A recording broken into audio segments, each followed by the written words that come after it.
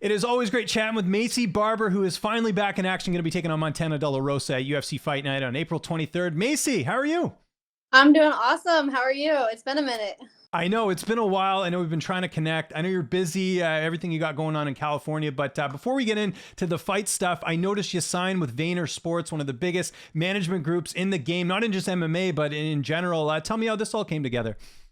Yeah, I've been, just working on finding the right person and team to work with, and just in terms of like managing just some things outside of like, just fighting, when medicals come around, when just different endorsement deals come around, it's nice to have another set of eyes, another set of hands, just to be in, and help out. So they've been great to work with, and so far, I'm really new to working with them, so just kind of seeing how it goes. And this will be I believe my first fight with them. So, yeah, I'm really excited.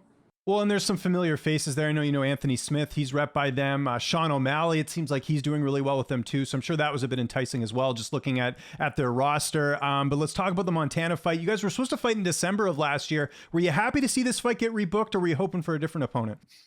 No, I was really happy because obviously, like, I've been trying to fight her for quite some time. Even back before, I definitely wanted to fight her. And then now that she used to be ranked, and now that I'm ranked, and I felt like it was a good fight. It's not pushing too far, but not also going backwards. So I felt like it was a good matchup. And also, just the fact that we were already booked, it's like I want to, I don't ever want to like have a fight booked and then not fight that person. Right. So I'm really happy, and I'm glad that she's back to being healthy. And I know that both of us had like the same injury, so it's kind of weird how that worked out. But like she messed her ankle up, I messed my ankle up, and so now that we're both healthy and back together, it's like, why not? I'm really glad that they put it back together. Yeah, I was going to ask you about that. You were supposed to fight Aaron Blanchfield, and then the injury took you out. How long did that keep you out of the cage? When were you actually able to get back to training? Yeah, so when I got scheduled to fight Montana, she pulled out within like, I think she had like we had been scheduled for a little while, and then she pulled out, and I heard that she hurt her ankle, and so then I was like, oh, and then they gave me the replacement with Aaron Blanchfield, and training, everything was good, and they actually gave me the choice between a couple of different people, and I was like, well, we'll fight Aaron. And then a few weeks later I tore my ankle, so it was kind of like a weird coincidence, like of the same injury. And then for me, obviously being pulled out, I was out for like, I think like 8 weeks. So yeah, I was out for a little while, and I'm finally back, and I've been training consistently, and multiple practices a day, and just getting beat up all the time. But yeah, so I'm really excited that we're obviously matched back up together, and that we're both healthy. Had you trained before with her? Because I know you did spend some time at Factory X. I can't remember. I know she did a little bit of training there. She's at Elevation right now. I think sometimes she does some cross training there. Had you guys ever trained before?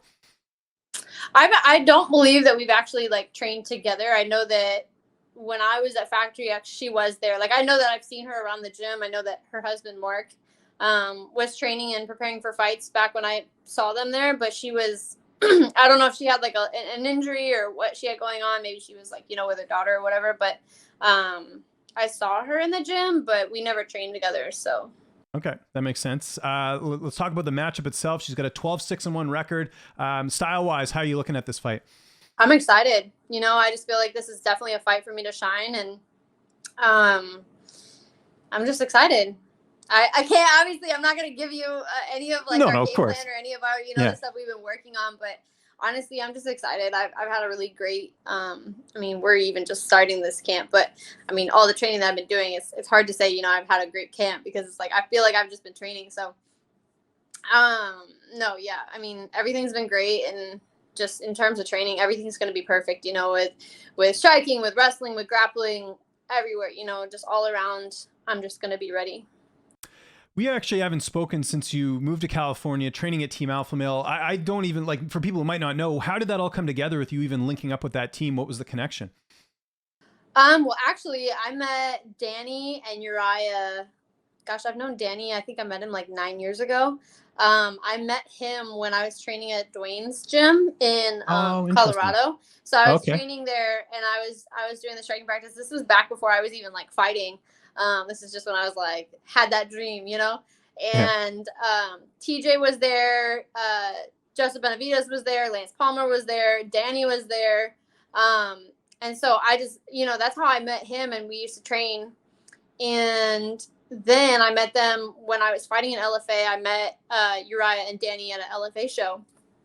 And so I've been training in Milwaukee for quite some time, and just like just life, you know, I was like, I want to get a fresh start.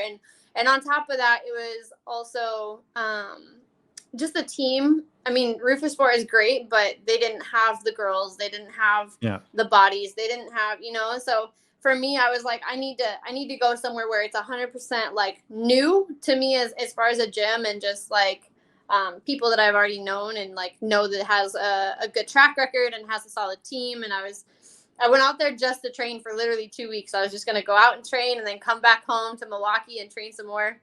And I went out here to Sacramento, and I trained for 2 weeks. And I just noticed, I'm like, Uriah's gym is amazing. You know, like they have the highest level wrestling with Danny Castillo. They have the highest level striking with Joey. They have Uriah, obviously, at the highest level with just like overall MMA. Just he's got everything set up in a perfect, you know, the strength conditioning is there. And so for me, I was like, why not? You know, like this is literally, and the mentality in the gym was just such a high level and just a positive environment. And I just felt like at this point in my life, you know, with my career, I just felt like I really needed that. You know, like for me to reach the highest level, I definitely need to be completely surrounded by the highest level people and the highest level mentality and people who are grinding to the top. And I walked in there and I was like, this is amazing. So then I had my boyfriend come out, and he's a fighter as well. He came out and he trained with me. And after that, I was like, we just have to move here. Like, we just have to do it. Like, go for it. And we made the decision. And the next day, we went and stayed in a hotel one more day, and then found an apartment and signed a lease the next day. So it was kind of like a, you know what, let's just go for it. You know, like if this is your dream and this is my dream, like we got to put everything into this. So Yeah. we just kind of dropped everything. And then that was before my last fight. And with that, when we decided to move here, we literally just got a mattress, and the whole camp that I was in, last camp, I just slept on a mattress in this apartment with no furniture, no nothing. It was just me, him, a mattress, the dogs, and like a kitchen. And so then after my fight, we came back and we went and got like all of the stuff and moved in. But yeah, it was like 100% commitment, because like it's been amazing. You know, just everything here. The weather's beautiful. Everything is just really good. And now we're finally on the same time zone because I'm also on Pacific time. Yeah. So I can relate. So it's a little bit easier to book these Perfect. interviews, which is great. But I know camp's been going well. I spoke to Yan Shonan, who's going to be having her fight against Marina Rodriguez. I know she's really enjoyed training with you. Who else have you had a chance to work with over there as far as bodies in the gym? I know there's a lot, but is there anyone maybe you're working with a little bit more than others? I mean, obviously, you know, there's a lot of bodies. There's always going to be like the high level. There's the veterans in the sport, Clay Guida, Darren Elkins. You know, like there's the legends that are out there. You know, Andre Feely's out here, Cody's out here, back and forth a little bit. Obviously Uriah, Danny, and all of those guys. You know, Chris Holdsworth is out here. So like as far as like knowledge and all of that goes, like you have a ton of people out here. But then also like for bodies, you know, Jesse's out here, Jess, she's actually fighting this weekend. Corey McKenna, Jan, there's Maritza, she's an up and comer.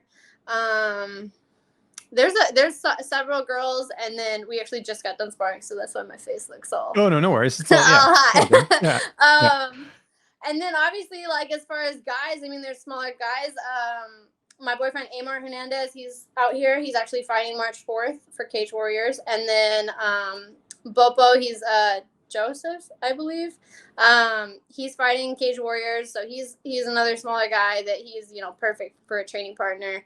I mean, there's a ton of people out here, so I've been able to work with a lot of people and a And lot of different looks and a lot of different skill sets. Well, I was going to ask you as well. I know you wanted to be more active, especially since the injury and all that. And I know it hasn't really worked out that way. But in kind of looking glass half full, the Canadian here, trying to look at the positive, has it been beneficial just getting that more time at Team Alpha Male? Because I know it's a new camp, getting to work with new coaches. How much of a benefit has that been, having that extra time? Yeah, I mean, definitely, especially after my tearing my ACL. I was like, I know, like for me, I was like, I never want to take being in the gym for granted, and obviously wanting to come back and be very consistent. And honestly, the thing that I've learned the most, I had the dream of being the youngest champion, and obviously, like the time just it did not give my way because life had other plans for me. But honestly, I could not feel any better. Like I'm learning, I'm growing, I'm working with a very amazing people on the mental side. I work with Eric Thomas and Sherry Riley consistently, doing a lot of like mental growth, self growth, just life. Like working to be the best me possible. And like you said, like the injuries and the little things that hold you back. It's like they can hold you back, or they can just force you to work on something else in your life and progress yourself forward. So to me, I don't feel like anything's really held me back. I feel like it's just helped me grow in other areas, and that's something that I'm very thankful for. And I can't wait to show. I can't wait to show the level of focus that I have. I can't wait to show the heart that I have. I can't wait to show how my wrestling has improved, how my striking's improved, like everything. And I feel like comes together for the good. And it's also given me a lot of opportunity to really work and focus on my why. Like the whole reason why I'm trying to fight is to create a voice and create a platform for other women and younger people. So I feel like it's really given me the opportunity to focus on those as well along the way. Yeah. So it's been really good. Awesome. Well, something you touched on there, I know the goal always was, to be the youngest champion. And, I'm going to read something that Ronda Rousey said. She said once she wasn't undefeated, once she lost, she sort of lost some motivation. I'm not hinting that for a second with you. Obviously, you're very motivated, but has the mindset changed? And maybe is there a little bit less pressure for you going into fights now that isn't the goal anymore, right? Because, I mean, obviously you still want to be a champion, but putting that much pressure on you to be the youngest champion, that's got to weigh on you a bit. How's the mentality changed? Honestly, when I first... when I tore my ACL, I was thinking about it because I was like, it just doesn't seem, me becoming the youngest champion, like it didn't seem as feasible because obviously I was going to be out for a whole year and that kind of messes with the timing and everything. But, the thing that I learned was maybe I wasn't ready to become champion at that age. Maybe there was so many more lessons that I had. Maybe there's so much more growth that I had to do as a striker, as a wrestler, as a grappler. So it definitely sucked to be like, I put that out there and the whole world is like banking on this. And now it's like, it feels like I have a lot more haters, which is okay because you know what? Like I always feel like I want to be that person that has the big goals and the big dreams and like voices that, because if I just have those big goals and dreams and keep them to myself, I feel like it doesn't put that pressure on myself. But for me to speak it out to the world and have the whole world kind of like riding on it, to me it's like that was something that like I wasn't just achieving for myself. That was something I was trying to achieve for everybody. But the other thing that I've also learned is with having that goal, I feel like that was the goal that I set. That was the goal for me that I was like, all right, that's what I'm going to go after. And I didn't really plan anything after that. And something that I learned, because I definitely had that feeling. I was like, well, wait, so I'm not going to get that. So like, obviously I'm not achieving that. And I was just like, so wait, what's next? Like in my mind, I just didn't have that, can process it. Yeah. Cause you were so zoned in on it, which is understandable. Yeah. I mean, like what's next? Yeah. So for me, it was just kind of like a realization of like, I'm still freaking 23. Like, Uriah tells me this all the time. He's like, I didn't even start fighting or like training till I was 24. And to me, I'm like, oh yeah, I am young. Like I am young, and I'm 9-2, soon to be 10-2 in as a professional fighter, and however many in the UFC. At 23 years old. And I just have so much potential and so much growth. And the things that I'm going to do in this life and in this career and in this platform is going to be huge. And this is literally just the beginning. How's this fight playing out on April 23rd? I know you feel like you're going to win, but is there any way you see this fight particularly unfolding? You're going to see a lot of domination, a lot of focus. So one thing I've been working on is like focus of like not just going out there and being like, you know, some reckless fighter, you know. It's like focused pressure, focused strikes, focused grappling, focused wrestling. Everything is going to be for a purpose, and I'm going to come out with my hand raised. Someone I know you've been linked to in the past, Casey O'Neill, just fought on the weekend against one of your former opponents, Roxanne Modaferri. What did you make of that fight? Obviously, Casey was a big betting favorite. She ended up winning the fight. What did you think of that fight? Yeah, I mean, honestly, I meant to make a post actually, you know, and congratulate Roxy on a great career. You know, obviously as a fighter who fought her and busted my knee up, I tried to get that fight back and asked for it back, but they, you know, she was at the last fight of her career, and she definitely wanted one that was going to be in her favor, and I completely understand that. And I like the way Casey O'Neill, you know, she has got belief in herself, and she's got a lot of she believes in what she does, you know, and she's not afraid to speak out, just like, you know, something that I've always felt like is very important as a fighter. So for her, I definitely congratulate her on going out there and just, you know, not being afraid to be a bad guy. Yeah. But at the same time, I definitely, you know, would have loved to see Roxy leave with a win. But honestly, I feel like even though she lost that fight, she walked away with a win, because there are so many people who love her so much, because she is literally like the happiest person. And she's just like a really good energy of like, you can't think of Roxanne and just not like, and just be mad, you know, like you can't think Yeah. of her and be mad. You have to think of her and just be like, damn, she's always happy, you know. So I think she's had an amazing career, and she's definitely like on to the next thing for her life, and I'm happy for her, but also happy for Casey. I'm sure you're a little bummed, though, you can't get that rematch back. Like you said, you tried to get it, but obviously Roxy, just the timing didn't work out. Yeah, I mean, part of you is like, you know, as a fighter, it's like it sounds like a loss, but at the same time, I know like how that fight went out. So it's not like one, you know, if you go out and you get beat down and you lose like on a healthy body, and you're like, dang, I lost and I want to get that back. But like I know I was compromised, and I know like where my heart was and where how my body was. And honestly, that was her fight to win, you know, like good for her. And I'm not gonna literally lose. I'm not gonna lose sleep over it. So Yeah, in my heart, I know understandable. how it would go Yeah. the other way, you know. So, No, I get it. And just, you know, last thing on that, do you think you and Casey will fight at some point? It seems like it's destined just with the rankings, and you guys are both have good personalities. You're both exciting fighters. Is that a fight you see happening at some point in the flyweight division? I'm sure at some point every flyweight's gonna, you know, eventually be linked up if they're in there for long enough. Obviously she's what, 24 and 25, something like that. So she's young. I'm young. Miranda Maverick, Aaron Blanchfield. I mean, we're the next wave of fighters. So you're definitely gonna see us link up. I definitely feel like matching all of the young people up together right away is not the greatest, and I know that a lot of us have said that same thing, but at the same time, you know, like when it comes to the rankings, if you're in the rankings, yes, you should be. If you're trying to work your way up the rankings, obviously you're going to have to fight eventually. So all of us have the goal and the plan to become a champion, so we're going to have to fight at some point. Yeah, no, well said. I don't know if we've spoken since someone I know you've trained with before, Julianna Pena winning the bantamweight title. What did you think of that? Did you talk to her after that performance? No, I did send their her coach a message and just congratulated them. You know, after working with them, I you know, always gonna send, you know, good vibes their way. But I thought that was a good fight, and I'm happy for her. You know, obviously a mom champ, she went for it and she did it. So happy for her. But I would love to see that rematch and see how it plays out. You know, Yeah. I know Amanda came out and said that she had multiple injuries before that fight, but we'll see. You know, it's a fight and anything can happen. So Julianna Pena won, and now she's a champ, and good for her. My last question, I always ask the hard hitting stuff here. What did you get up to for Valentine's Day? Because we just had it on, I think it was Monday. Not much. I think we had like, that was on Monday.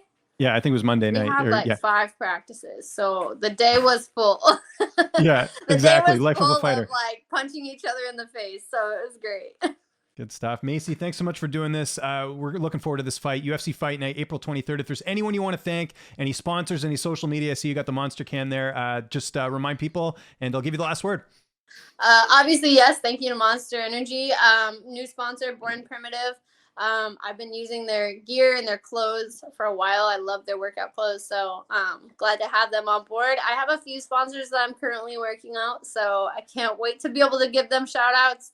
But for right now, just putting in the work, working with Toyo Tires, Monster, and Born Primitive. So thank you guys all so much. And yeah.